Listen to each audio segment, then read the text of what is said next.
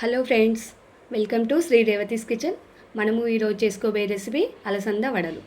ఈ అలసంద వడలు చాలా టేస్టీగా ఉంటాయి, చాలా క్రిస్పీగా, చాలా రుచిగా ఉంటాయి. ఒకసారి ట్రై చేయండి. ఈ అలసందల వడలు చేసుకోవడానికి అలసందల్ని ఒక 6 గంటల ముందే నానబెట్టుకోవాలి. 1 కేజీ అలసందల్ని తీసుకున్నాను.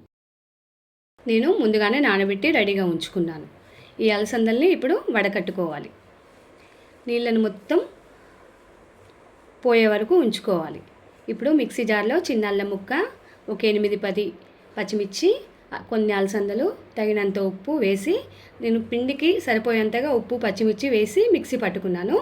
ఇందులో 1/2 టీ స్పూన్ జీలకర్ర, కొంచెం కొత్తిమీర, ఒక 2-3 రెమ్మల కరివేపాకు, ఒక ఉల్లిపాయ, సన్నగా కట్ చేసుకున్న ఉల్లిపాయ ముక్కలు అన్నింటినీ మిక్స్ చేసి బాగా కలుపుకోవాలి. ఇప్పుడు పిండిని చేతిలోకి తీసుకుని వడల్లాగా వేసుకోవాలి. నూనెను బాగా వేడి చేసి ఉంచుకోవాలి.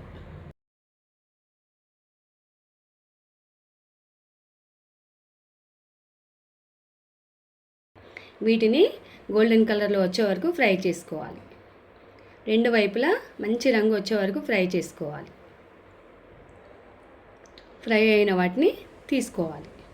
బాగా ఫ్రై అయ్యేంత వరకు ఉంచుకోవాలి. ఇప్పుడు బాగా ఫ్రై అయిపోయాయి. వీటిని తీసుకుందాం.